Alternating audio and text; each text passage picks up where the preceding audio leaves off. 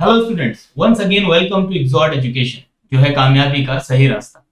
मेरा नाम है अनवर, मैं हूं आपका बायोलॉजी एजुकेटर और आज आपको बेटा पढ़ाने वाला हूं quick revision of heredity and evolution. Class 10th biology का बेटा इंपॉर्टेंट चैप्टर है। इस बार आपके सिलेबस में, एग्जाम्स में, जो आपके एग्जाम्स में आने वाला है बेटा, इस वाली यूनिट से कुछ पार्ट कट किया गया है। इवोल्यूशन का कुछ पार्ट कट हुआ है, तो जो भी अपडेटेड मटेरियल है मैं आपके लिए वो लेकर के आया हूं, जो आपको एग्जाम में एकदम हेल्प करने वाला है। टू द पॉइंट चीजें जितनी एग्जाम में पूछी जाने वाली हैं इस बार, जो भी आपके सिलेबस में है, सिर्फ उतना ही। एकदम क्विक रिवीजन करेंगे हम इस चीज का, एकदम सारे पॉइंट्स हमारे क्लियर होंगे। टू द पॉइंट एग्जाम के पॉइंट ऑफ व्यू से चीजें आपको डिलीवर करूंगा मैं यहाँ एक्सॉर्ट एजुकेशन पे। तो बेटा फटाफट देर मत कीजिए, एक्सॉर्ट एजुकेशन के यूट्यूब चैनल को सब्सक्राइब कर लीजिए। अपने फ्रेंड्स को भी बोलिए ज्यादा से ज्यादा इसको सब्सक्राइब करें, शेयर करें। एक चीज और बेटा, हमारे यूट्यूब चैनल पे क्रैश कोर्स, क्लास 10th के लिए क्रैश कोर्स शुरू किया है हमने, जहां आपको साइंस, कंप्लीट साइंस और मैथमेटिक्स, आपके एग्जाम को ध्यान में रखते हुए एक क्रैश कोर्स है, जहां क्विक रिवीजन होगा विद डिटेल नोट्स, ठीक है, आपको प्रोवाइड किए जाएंगे। तो फटाफट अपने दोस्तों को शेयर कर दीजिए, ये इन्फॉर्मेशन आपके लिए बहुत फायदेमंद होने वाला है। सबसे अच्छी चीज क्या है कि ये सब कुछ आपके लिए फ्री ऑफ कॉस्ट है, ठीक है बेटा।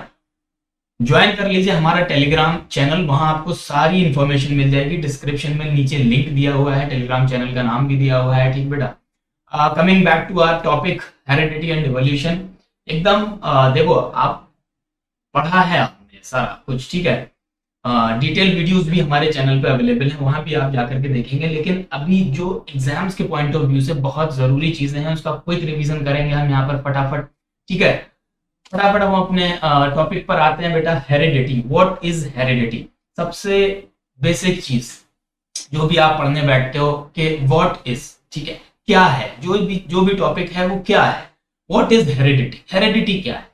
तो बेटा देखो, जैसा डेफिनेशन आपकी स्क्रीन पे दिख रही है, आपकी किताब में भी डेफिनेशन है, डेफिनेशन तो भरी पड़ी, आप कहीं भी पढ़ लोगे, लेकिन कंफ्यूजन दूर करना एक अलग चीज होती है, ठीक है। वो आपको एक्सॉर्ट एजुकेशन पर मिलेगा, जहां कंफ्यूजन की कोई जगह नहीं है। What is heredity? The transmission of characters or traits from parents to their offsprings is termed as heredity. भाई ये तो होगी डेफिनेशन की बात, समझ में कुछ नहीं आया होगा, कितने भारी भारी वर्ड्स दे रखे हैं। Transmission of characters, traits, heredity होता क्या है एक्चुअल में, ठीक है। तो मैं बेटा आपको समझाता हूँ बहुत सिंपल वर्ड्स में, ठीक है। कुछ कैरेक्टर्स जो हैं बेटा, कैरेक्टर्स का ट्रांसफर हो जाना, कहाँ? हमारे पेरेंट्स से हमारे अंदर, उसको बोलते हैं हेरिडिटी।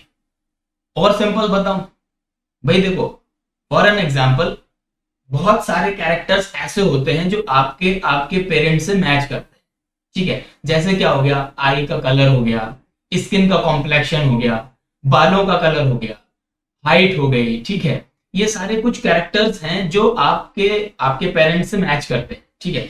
हम लोग बोलते हैं ना कि ये तो हमें विरासत में मिला है, या ठीक ये हमारे जीन में है, हमारे पेरेंट्स से हमारे अंदर आया है, ठीक है। तो वो कैरेक्टर्स, तो कैरेक्टर्स का पेरेंट्स से उनके बच्चों में ट्रांसफर हो जाना इज कॉल्ड एज हेरिडिटी। एकदम सिंपल, ठीक है बेटा। समझ में आ गया अब ये हेरिडिटी क्या है? अब इसकी डेफिनेशन ये भारी तो नहीं लगेगी आपको, द ट्रांसमिशन ऑफ कैरेक्टर्स और ट्रेट्स, ठीक है। ये देखो बेटा, इस डायग्राम से आपको थोड़ा सा क्लियर हो जाएगा। और एक चीज और, the study of heredity and other variations is known as genetics. Genetics बहुत सुना, बहुत रटा है, लेकिन होता क्या है जेनेटिक्स कभी नहीं जान पाए, ठीक है। सिंपल टर्म्स में क्या है हेरिडिटी? अभी मैंने जो बताया, हेरिडिटी की पढ़ाई को कहते हैं जेनेटिक्स। अब इससे ज्यादा कहीं सिंपल हो सकता हो तो मुझे कमेंट करके बताइए, ठीक है। ये कुछ डायग्राम दिया हुआ है, इसको आप देखेंगे, जैसे ये फीमेल पेरेंट और ये मेल पेरेंट, ठीक है। ये ऑफस्प्रिंग, तो जो हमारे जीन में, हमारे डीएनए में जो भी कैरेक्टर्स हमारे पेरेंट्स से हम तक आए, ठीक है, उनको बोलते हैं हेरिडिटी, ठीक है। और हेरिडिटी की स्टडी को बोलते हैं जेनेटिक्स। क्लियर हो गया बेटा? अगले टॉपिक की तरफ आते हैं। कैरेक्टर्स, कौन से कैरेक्टर्स होते हैं, ठीक है। कैरेक्टर्स को हम ट्रेट्स बोलते हैं। जेनेटिक्स जब हम पढ़ते हैं तो इन कैरेक्टर्स को हम क्या बोलते हैं? ट्रेट्स। ठीक है, वही बात है, ट्रेट्स, कैरेक्टर्स। तो कौन से ट्रेट्स या कौन से कैरेक्टर्स ट्रांसफर हो जाते हैं? बेटा दो तरह में, दो टाइप में इनको क्लासिफाई किया गया, दो टाइप्स हैं। एक इनहेरिटेड ट्रेट्स हैं और दूसरा एक्वायर्ड ट्रेट्स। ट्रेट्स या कैरेक्टर्स दो तरह के होते हैं, ठीक है। इनहेरिटेड ट्रेट्स क्या होते हैं? Inherited traits are coded in our DNA and hence can be passed to next generations। जो मैंने बताया अभी आपको कि पेरेंट्स से ऑफ स्प्रिंग में या पेरेंट्स से बच्चे में जो भी कैरेक्टर्स ट्रांसफर हो जाते हैं, जैसे क्या हो गया, आई का कलर हो गया, ये यहाँ पे लिखा है ना, आई का कलर हो गया, हमारी आंखों का कलर हो गया, ठीक है। हमारी मम्मा की आंखों का कलर ब्राउन है, ठीक है, हमारा भी ब्राउन है। तो ये क्या है? ये वो कैरेक्टर है जो हमारे पेरेंट्स से हमें ट्रांसफर हुआ है, ठीक है। हाइट हो गया, ठीक है, कॉम्प्लेक्शन हो गया, स्किन का कलर हो गया, ठीक है, डार्क कॉम्प्लेक्शन है, लाइट कॉम्प्लेक्शन है, फेयर है स्किन, ठीक है। हमारे पेरेंट्स से हमें अगर ट्रांसफर हुआ है तो ये कैरेक्टर कैसा है? इनहेरिटेड ट्रेट्स है, इनहेरिटेड कैरेक्टर है। इनहेरिटेड का मतलब क्या होता है कि हमारे डीएनए में, हमारे जीन में वो इनकोडेड है, ठीक है, हमारे जीन में है। हर चीज के लिए हम बोलते हैं ना कि हमारे जीन में है, हमारे खून में है, ऐसा बोला जाता है ना कि अरे कोई भी चीज है भाई, इंटेलिजेंस है, ये तो हमारे खून में है, ठीक है, या हमारे जीन में है, ये तो जीन में है या खून में है, इसका मतलब क्या है कि ये इनहेरिटेड ट्रेट है जो हमारे प्रोजेनी टू प्रोजेनी, हमारे पेरेंट्स से हमें, हमारे पेरेंट्स से उनसे, पेरेंट्स से उनको मिल रही है, उनसे हमें मिल रही है, ठीक है। तो जो progeny to progeny, generation to generation जो चीजें, जो कैरेक्टर्स आगे ट्रांसफर हो रहे हैं उनको बोलते हैं इनहेरिटेड ट्रेट्स, ठीक है बेटा। हेयर कलर हो गया, ये कुछ इनहेरिटेड ट्रेट्स। दूसरा होता है बेटा एक्वायर्ड ट्रेट्स, जैसा कि नाम में ही लिखा हुआ है, ठीक है, देखो ना यहाँ पे एक्वायर्ड ट्रेट्स। एक्वायर्ड का मतलब क्या है? जो भी चीजें हमने एक्वायर की, मतलब क्या है? जो भी चीजें हमने गेन की, ठीक है। देखो लिखा हुआ है कि an acquired trait is the character developed in an individual as a result of environmental influence. मतलब ऐसे सारे कैरेक्टर्स जो हमारे जीन में नहीं है, हमारे डीएनए में कोडेड नहीं है, ठीक है, जो इनहेरिटेड नहीं है, जो हमारे पेरेंट्स से हम तक ट्रांसफर नहीं हुए हैं, वो कैसे कैसे फिर कैसे आ गए हमारे अंदर? तो बेटा इन्वायरमेंटल इन्फ्लुएंस की वजह से आ गए, या आपका कुछ भी डिफॉर्मिटी आ गई किसी वजह से, ठीक है, कोई डिसीज ऐसी हो गई आपको जिसकी वजह से कोई डिफॉर्मिटी आ गई, ठीक है।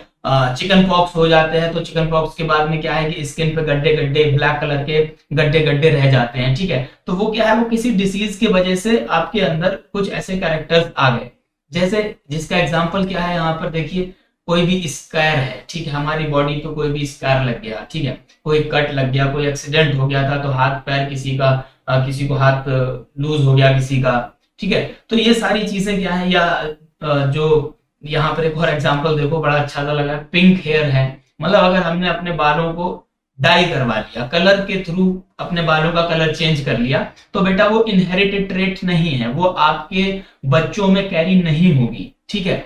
मतलब वो कैसी एक्वायर्ड ट्रेट है, आपने गेन किया है वो कैरेक्टर, ठीक है। पियर्सिंग वगैरह हम करवा लेते हैं तो वो कैसे ट्रेट्स हैं? वो एक्वायर्ड है। समझ आ गया? तो कैरेक्टर दो तरह के हो गए, इनहेरिटेड और एक्वायर्ड। इनहेरिटेड वो जो ट्रांसफर कर जाएंगे आपकी नेक्स्ट जनरेशन में, एक्वायर्ड वो जो आपने खुद गेन किए हैं, जो जनरेशन टू जनरेशन ट्रांसफर नहीं होते हैं, ठीक है बेटा, क्लियर हो गया? आगे हम देखते हैं। अच्छा, ये ट्रांसफर हो जा रहे हैं, ये बात तो आप काफी देर से सुन रहे हैं, लेकिन how do the characters are transferred from one generation to other? मतलब कैसे हो जाते हैं? ऐसे कोई फोटोकॉपी की मशीन है लगी हुई क्या? ऐसे फोटोकॉपी निकाल ली, एक जनरेशन से दूसरी जनरेशन में ट्रैवल हो गया? कैसे? इसके पीछे की साइंस क्या है भाई? हमारी पेरेंट्स के जो है स्किन का कॉम्प्लेक्शन फेयर है, बच्चे का भी स्किन का कॉम्प्लेक्शन फेयर हो गया, ठीक है। या कि पेरेंट्स में से किसी एक पार्टनर का स्किन कॉम्प्लेक्शन डार्क है, बच्चे का भी स्किन कॉम्प्लेक्शन डार्क हो गया, तो ऐसा हो कैसे जा रहा है? मतलब कैसे पॉसिबिलिटीज हैं, क्या पॉसिबिलिटीज हैं जो ये कैरेक्टर्स ट्रांसफर कर जाते हैं? तो ये बहुत सारे सवाल हैं। अगर हम सोचते हैं कि कैसे हो जाता है, तो इसका जवाब क्या है बेटा? कैसे हो जाता है?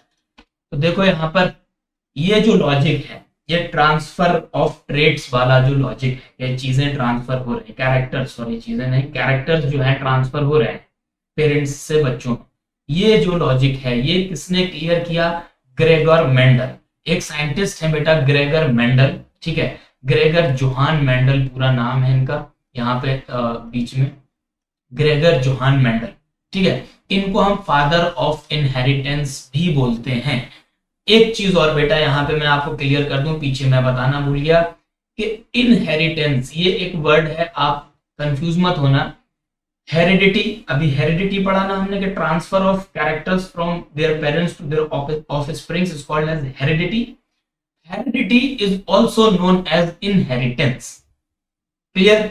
या तो हेरिडिटी कह दो या इनहेरिटेंस कह दो, एक ही बात है, ठीक है।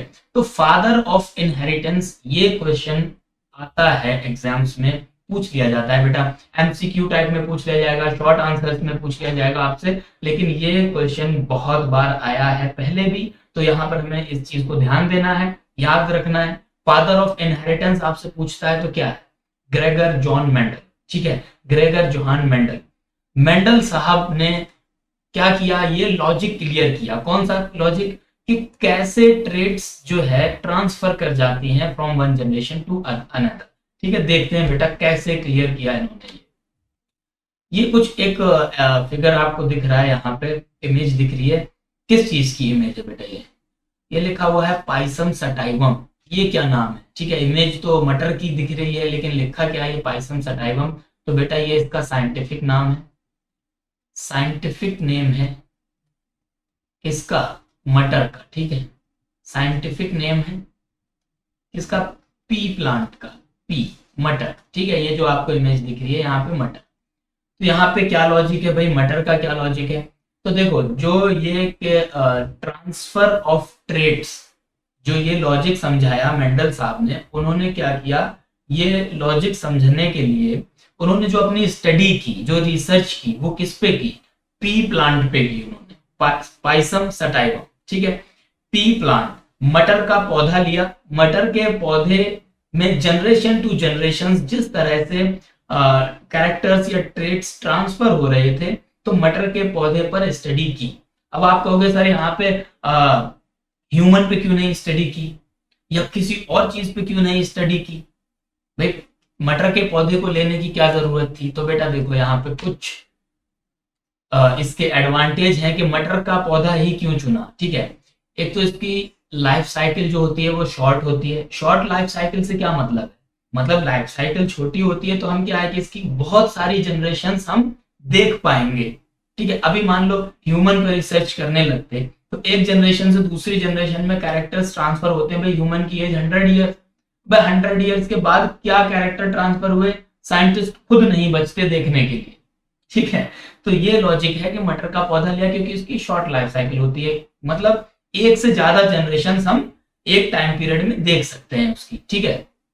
Easy to grow, easy to grow से क्या मतलब है कि भाई देखो मटर का पौधा जो होता है उसके लिए बहुत ज्यादा कुछ अलग से कुछ पर्टिकुलर क्लाइमेटिक कंडीशंस नहीं लगती है, इजी टू ग्रो है, नॉर्मल ही ग्रो हो जाता है।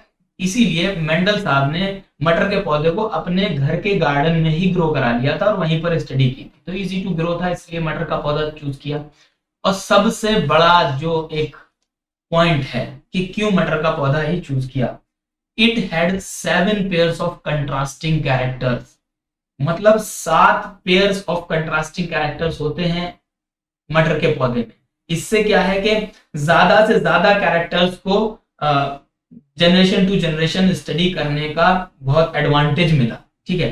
कंट्रास्टिंग कैरेक्टर से क्या मतलब है? पेयर ऑफ कंट्रास्टिंग कैरेक्टर, जैसे अभी मैंने बताया कि बालों का कलर हो गया, ठीक है, आपके पेरेंट्स के बालों का कलर है, आंखों का कलर है, स्किन का कलर है, तो ये बालों का कलर जो है बेटा ये एक पेयर ऑफ कंट्रास्टिंग कैरेक्टर्स है। फिर आंखों का कलर हो गया 2, ये दूसरा पेयर ऑफ कंट्रास्टिंग कैरेक्टर है, ठीक है। तो मटर के पौधे में बेटा 7 कंट्रास्टिंग कैरेक्टर्स थे, 7 पेयर्स ऑफ कंट्रास्टिंग कैरेक्टर्स थे। तो अब आप समझ रहे हो ना कितना इजी हो गया था कि अलग अलग कैरेक्टर्स को जनरेशन टू जनरेशन क्या करना, स्टडी करना, ठीक है बेटा। ये बात आ गई समझ में। अब आगे देखते हैं कौन से 7 कंट्रास्टिंग कैरेक्टर्स थे, ठीक है। ये पीछे वाली स्लाइड में जो था बेटा, सॉरी ये वाली स्लाइड में ये जो 3 पॉइंट थे बेटा ना, ये बिल्कुल मेन 3 पॉइंट थे जो मैं आपके लिए यहाँ पर मैंने लिखे हैं।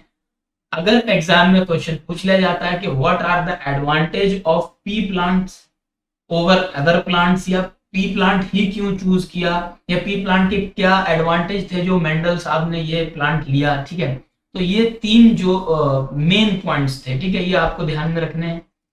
आगे देखते हैं कौन कौन से कंट्रास्टिंग कैरेक्टर्स थे जो पी के प्लांट में दिखाई दिए। तो पहला तो कुछ बेटा ऐसा था कि सीड, जो इसका सीड होता है, पी का जो सीड होता है, उसकी जो फॉर्म थी, कुछ तो ग्रे और राउंड मिले, कुछ व्हाइट और रिंकल्ड मिले। ठीक है, कॉटिलेडन्स, कॉटिलेडन्स आप जानते हो, आपने पढ़ा है, येलो थे कॉटिलेडन्स और ग्रीन थे, मतलब कलर इनका येलो था, ग्रीन था। ठीक है, तो ये क्या हो गया, देखो यहाँ पर राउंड और ग्रे और राउंड, राउंड और ये वाला कैसा है, रिंकल्ड। तो ये one pair of contrasting character हो गया। कैसा कि इसका जो सीड था वो राउंड भी था और कुछ में रिंकल्ड भी था। ठीक है, सीड का कलर जो था बेटा, कुछ में येलो था, कुछ में ग्रीन था। तो ये क्या था, दूसरा पेयर ऑफ कंट्रास्टिंग कैरेक्टर्स हो गया। फिर इनके फ्लावर का जो कलर था बेटा, जो मटर के पौधे पे जो फूल आता है उसका जो कलर था, वो भी दो तरह के थे, कुछ में वायलेट था, कुछ में व्हाइट था। तो ये क्या था, एक another pair of contrasting characters हो गया। फिर जो मटर का जो फली होती है बेटा, पॉड बोलते हैं उसको, उसकी जो फॉर्म थी कैसी थी, एक तो फुल थी और दूसरी कॉन्स्ट्रिक्टेड थी।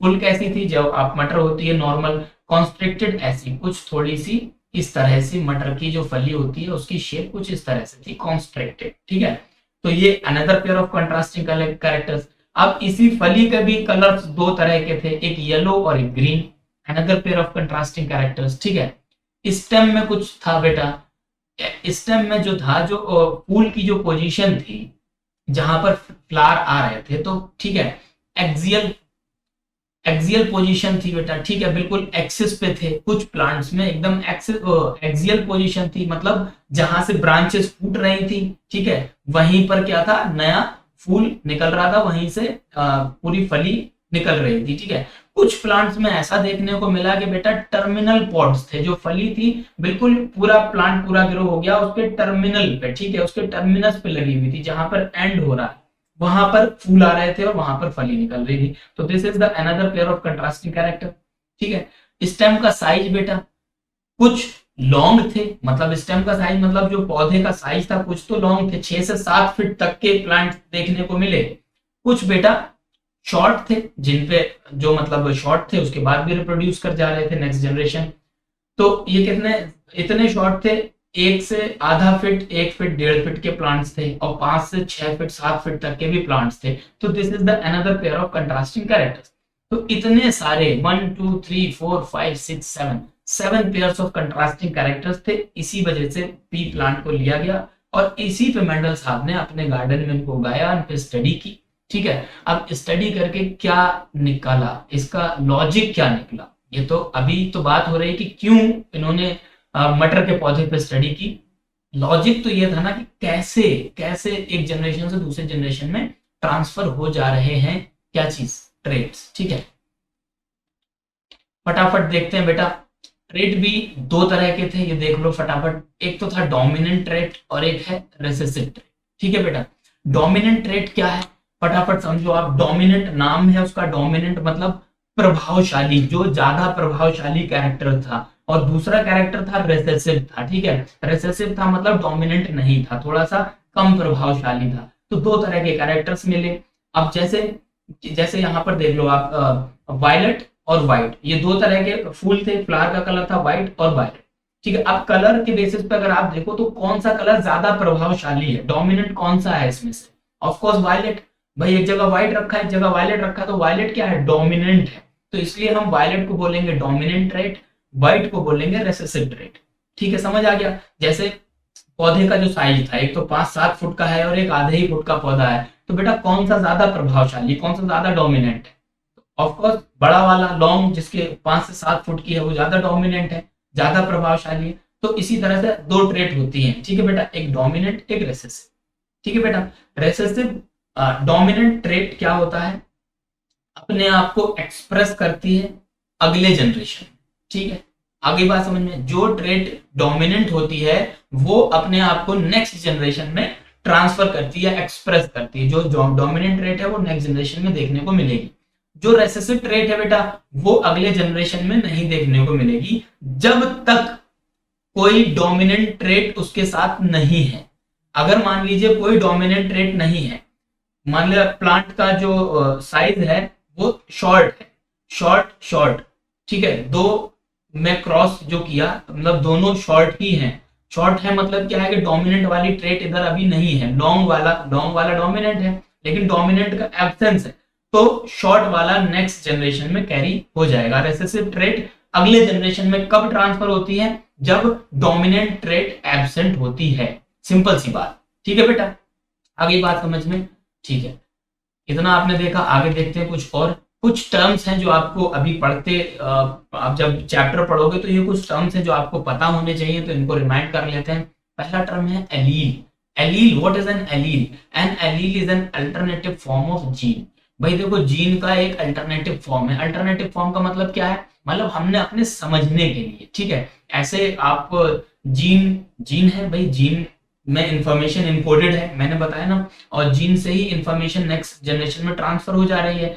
तो कौन सी इंफॉर्मेशन आगे ट्रांसफर हो गई ये समझने के लिए जो हमने कैरेक्टर्स को कुछ अल्टरनेटिव नाम दिए हुए हैं, ठीक है, जीन को कुछ नाम दिए हुए हैं। मान लीजिए हाइट वाला कोई जो जीन है, एक जीन है जो हाइट के लिए रेस्पॉन्सिबल है, अब ये वाला जीन आगे ट्रांसफर हो गया, ठीक है, तो इसको रिप्रेजेंट करने के लिए, समझने के लिए हमने कुछ जो है नाम दिए हुए हैं, उसको एलील बोलते हैं। जैसे टॉलनेस के लिए बेटा रेस्पॉन्सिबल जो जीन है उसको हमने कैपिटल टी से डिनोट किया है, ठीक है, मतलब कैपिटल टी वाला अगर आगे ट्रांसफर होता है मतलब हम समझ जाएंगे कि जो टॉलनेस वाला जो जीन था वो अगली जनरेशन में ट्रांसफर हुआ है। इसी तरह से स्मॉल टी जो है बेटा वो कैसे डॉर्कनेस के लिए रिप्रेजेंट करते हैं, समझ गए? तो बस एक रिप्रेजेंट करने के लिए एक ऑल्टरनेट है जीन का, उसको एलील बोलते हैं, ठीक है, समझ आई बात? आगे क्या है बेटा? फिनोटाइप। फिनोटाइप क्या है? फिजिकल अपीयरेंस, ऐसे कैरेक्टर जो फिजिकली हम देख सकते हैं, फिजिकल अपीयरेंस से जो कैरेक्टर्स हैं उनको हमने बोला फिनोटाइप। जैसे भाई कोई लंबा है, कोई छोटा है, कोई राउंड है, रिंकल्ड है, जो चीजें हम फिजिकली नोट कर सकते हो, जो चीजें दिख रही हैं, ठीक है, किसी के बालों का कलर काला है तो वो दिख रहा है, किसी की आंखें भूरी हैं तो वो दिख रही है, तो ये सारा क्या है? ये फिनोटाइप है, ठीक है बेटा, ये क्या है? ये फिनोटाइप है। और एक और होता है बेटा जीनोटाइप, ठीक है, एक फिनोटाइप और जीनोटाइप। जीनोटाइप मतलब क्या? जो फिजिकल कैरेक्टर्स नहीं, फिजिकल अपीयरेंस में नहीं देखते जो कैरेक्टर, जो कैरेक्टर हमारे जीन में होते हैं, ठीक है, it is a set of genes in DNA responsible for unique trait and characteristics, ठीक है, तो जो हमारे जीन में होते हैं, जो हमें दिखते नहीं है, ठीक, उनको जो रिप्रेजेंट करते हैं, मतलब टॉलनेस हमें दिख तो रही है, वो फिनोटाइप है कि भाई ये आदमी बहुत टॉल है, लंबा है, लेकिन उस टॉलनेस के लिए जो भी जीन रेस्पॉन्सिबल है, ठीक है, जो भी कैरेक्टर रेस्पॉन्सिबल है, दैट सेट ऑफ जीन्स, उसको हम कैसे डिनोट करेंगे? कैपिटल टी से लिखेंगे, तो ये उसका जीनोटाइप हो गया, ठीक है।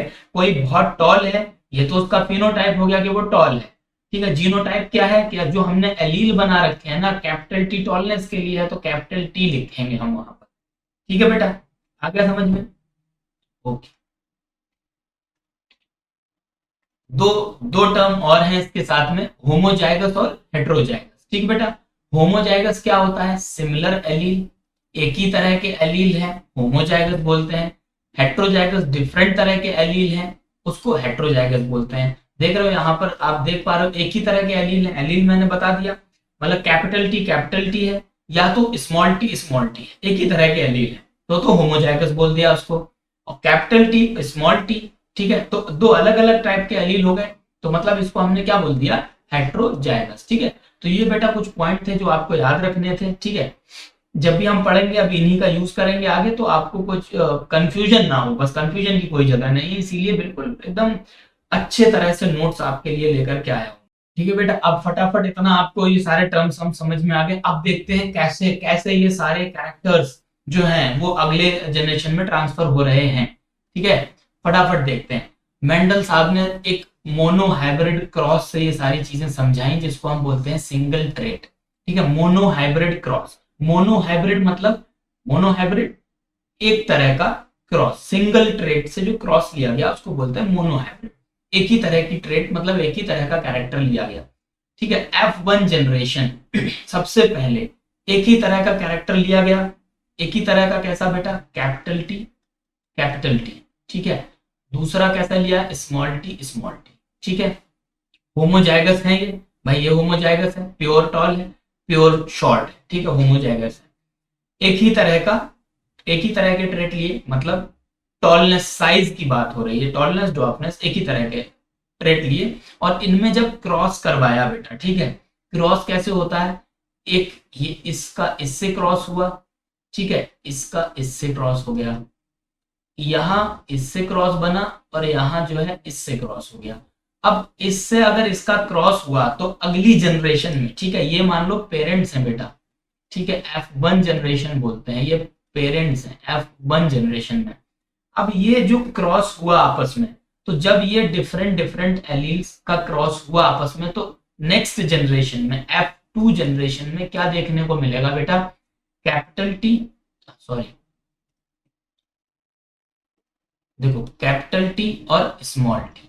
अब इसका जब इससे क्रॉस हुआ तो यहां पर क्या मिला आपको, capital T small T, again वही चीज कैपिटल टी स्मॉल टी, फिर अगेन वही चीज कैपिटल टी और स्मॉल टी। चार तरह के हमें ऑफस्प्रिंग्स देखने को मिले, ठीक है, capital T small T capital T small T सब में। यहां देख रहे हो आप, प्योर थे, ये होमोजाइगस कंडीशन थी, ये होमोजाइगस कंडीशन थी, प्योर थे, लेकिन जब इनका क्रॉस करवाया गया तो F2 जनरेशन कैसी देखने को मिली, हेट्रोजाइगस, ठीक है। अब इसमें एक चीज और देख लो बेटा, हेट्रोजाइगस तो है, लेकिन डोमिनेंट वाला ट्रेट अपने आप को क्या करेगा, एक्सप्रेस करता है, जो ज्यादा प्रभावशाली है वही दिखेगा। तो इसमें डोमिनेंट कौन सा है, कैपिटल टी, ठीक है। तो कैपिटल टी जब डोमिनेंट है तो ये चारों के चारों कैसे होंगे, टॉल होंगे, ये सिंपल सा है। यहां देख रहे हो आप, ऑल टॉल ऑफस्प्रिंग्स मिले हैं F2 जनरेशन में, लेकिन कैसे, हेट्रोजाइगस, सारे टॉल हो गए। पेरेंट्स कैसे थे, एक शॉर्ट था एक टॉल था, लेकिन सारे टॉल मिले हैं, क्यों, क्योंकि डोमिनेंट ट्रेट जो है अपने आप को एक्सप्रेस करती है अगले किसमें, जनरेशन में। मैंने बताया ना, अभी डोमिनेंट ट्रेट नहीं होती, मान लीजिए यहां पर शॉर्ट ही होता, टॉल नहीं होता, तब क्या था, तब शॉर्ट वाली अगले जनरेशन में कैरी होती, ठीक है, in the absence of dominant trait, ठीक है बेटा। अब देख लो, अब जब इनका फिर फर्दर क्रॉस करवाया गया, F2 जनरेशन का, जब फर्दर F2 जनरेशन से दो निकाल लिए हमने, एक ये और एक ये। अब इन दोनों का जब हमने क्रॉस करवाया आगे, ठीक है, मैं इसको इरेज करता हूँ, यहाँ समझाता हूँ। देखो अब इनका जब क्रॉस करवाएंगे तो हमें क्या मिलेगा, ये देखो बेटा, जब हमने capital T small T capital T small T इन दोनों का जब क्रॉस करवाया तो हमें क्या मिलेगा, देखो आप भी फटाफट क्रॉस करके देखो। एक तो इसका इससे क्रॉस हुआ, दूसरा इसका इससे क्रॉस हो गया, इसका इस वाली इससे क्रॉस हो गया, और इसका क्रॉस हो गया इस, ठीक है। अब यहाँ पर क्या हमें देखने को मिलेगा अगली जनरेशन में, ठीक है, इनकी अगली जनरेशन में क्या, कैपिटल टी, यहाँ तो बेटा कैपिटल टी देखने को मिलेगा, यहाँ स्मॉल टी हो जाएंगे। यहाँ जब आएगा तो या स्मॉल टी कैपिटल टी, इसको अगर ऐसा करके लिख दें तो कैपिटल टी स्मॉल टी, ठीक है, ओके, स्मॉल टी, यहाँ पर हो गया स्मॉल टी। देख रहे हो बेटा कितने वेरिएशंस हैं, किस तरह के वेरिएशंस हैं, और इसी तरह से पेरेंट्स से ऑफस्प्रिंग में कैरेक्टर्स का फ्लो होता है, इसी तरह से, ठीक है बेटा। देख रहे हैं कैपिटल टी, इसका मतलब क्या है, ये देखो प्योर होमोजाइगस कंडीशन मिल गई, प्योर टॉल हो गया, ठीक है, ये टॉल है बेटा, ये भी टॉल है, क्योंकि डोमिनेंट ट्रेट अपने आप को एक्सप्रेस करेगी, ये भी टॉल है, और ये कैसा है, ये होमोजाइगस शॉर्ट मिल गया बेटा हमें, ठीक है। तो F3 जनरेशन में आके शॉर्ट मिल गया। देखो कैसे, क्यों मिला शॉर्ट, देखो स्मॉल टी और स्मॉल टी जब मिले तो शॉर्ट कंडीशन बनी, मतलब यहाँ डोमिनेंट ट्रेट एब्सेंट थी, तो रेसेसिव वाली ट्रेट ने अपने आप को एक्सप्रेस कर दिया, ठीक है बेटा। ये क्रॉस आपको समझ में आया, देख रहे हो, टॉल और लास्ट वाला डॉर्फ। अब इस क्रॉस का, मोनो हाइब्रिड क्रॉस का आपसे पूछ लिया जाता है फिनोटाइपिक रेशियो और जीनोटाइपिक रेशियो, ठीक है। फटाफट देख लेते हैं। फिनोटाइपिक रेशियो का मतलब क्या, मैंने बताया, जो चीजें फिजिकली, जो कैरेक्टर्स फिजिकली अपीयर हो रहे हैं, मतलब क्या हो रहे हैं, ये टॉल है भाई, टॉल है तो इसका 3 टॉल हो गए, ठीक है। रेशियो निकाला 3:1, एक डॉर्फ है, देख के समझ आ रहा है ये छोटा है, तो 3:1। मोनो हाइब्रिड क्रॉस में फिनोटाइपिक रेशियो कितना आया, 3:1, ये पूछ लिया जाता है। अगला जीनोटाइपिक रेशियो भी पूछ लिया जाता है। भाई जीनोटाइपिक रेशियो में हम क्या देखेंगे, जीनोटाइप्स देखेंगे, capital T capital T small T और स्मॉल टी स्मॉल टी। यहां पर देख लेते हैं, कैपिटल टी वाला कितना था, एक था, 1:2। इस कैपिटल टी स्मॉल टी वाले कितने थे, दो थे, 1:2, और स्मॉल टी कितना था, 1। 1:2:1, ये इसका क्या है, जीनोटिपिक रेशियो। समझ आ गया आपको कैसे फिनोटिपिक रेशियो, कैसे जीनोटिपिक रेशियो निकालते हैं। Very good. आगे देखते हैं बेटा, वो तो मोनो हाइब्रिड क्रॉस की बात हो गई। अब डाई हाइब्रिड क्रॉस में मेंडल साहब ने समझाया, डाई हाइब्रिड क्रॉस में क्या है, एक से ज्यादा ट्रेट्स जहां प्रेजेंट हैं। ठीक है, जैसे यहाँ पर देख लो, ये क्या है, पेरेंट जनरेशन में हमने ले लिया, दो तरह की ट्रेट ले ली, एक तो ये राउंड है और ये रिंकल्ड है। ठीक है, ये राउंड है, ये रिंकल्ड है, एक ट्रेट हो गई। दूसरा क्या है, ये येलो कलर का है, ये ग्रीन कलर का है, दो ट्रेट हो गई। ठीक है, तो जब दो ट्रेट्स को हमने आपस में क्रॉस करवाया इस तरह से, ठीक है, हमने येलो और राउंड को कुछ कैपिटल में इस तरह से लिखा क्योंकि ये डोमिनेंट ट्रेट है, रेसेसिव ट्रेट है, तो इसको कैसे लिखा, स्मॉल वाई स्मॉल आर, मतलब ग्रीन और रिंकल्ड, येलो और राउंड। ठीक है, जब इनका क्रॉस करवाया बेटा हमने, ठीक है, तो चार ये हैं ट्रेट्स, चार ये हैं, ठीक है, सॉरी, चार एलील्स ये हैं, चार एलील्स ये हैं। 4 × 4 को जब हम इसको क्रॉस करवाएंगे तो हमको कितना, 16 पॉसिबिलिटीज मिलेंगी, 16 फर्दर पॉसिबिलिटीज मिलेंगी। किस तरह की पॉसिबिलिटीज मिलेंगी, इस तरह की 16 की 16 कैसी होंगी, capital Y capital R small R. ये कब मिलेगा हमें, F2 जनरेशन में।